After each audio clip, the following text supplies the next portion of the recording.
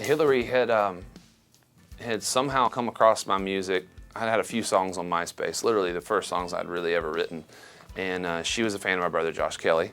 And so she had when they'd have the top friends there, and she goes, Charles Kelley, that must be his brother. So she clicks, it says Nashville, and so she's like, oh, cool, maybe he's in Nashville. So, months later, she sees me at a bar and walks up and said, hey, you're Charles Kelley, I like your music. And I mean, honestly, it's the honest truth. Probably the first person that ever walked up to me and said, I know who you are and like your music. And so, we kind of struck conversations, started writing songs together, and the rest, as they say, is kind of, the history of it. It just kind of came together. It's a very Nashville story, honestly, minus the MySpace.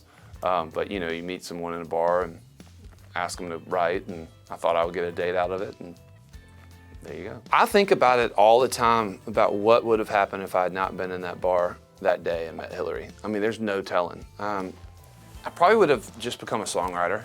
Dave and I would have, just really chased after that. Because around that time, I remember I had taken a couple meetings with some publishers that my brother had gotten me in the door with, and they would listen to some songs and say, you've got some potential, but you're not quite there yet. And I just moved to town about 6 months before, and so I needed to kind of get in there and learn the craft a little bit. And so I probably would have just become a songwriter, which would have been great, would have been a lot of fun. But as you know, I mean, being a songwriter in Nashville, it's feast or famine. I mean, if you got to be like in the top 10 or 15 songwriters, and the other ones just, they're always grinding to get up there. So, I actually have a song on the record called Leaving Nashville, which is essentially I ain't ever leaving Nashville, and it's about the songwriter struggle.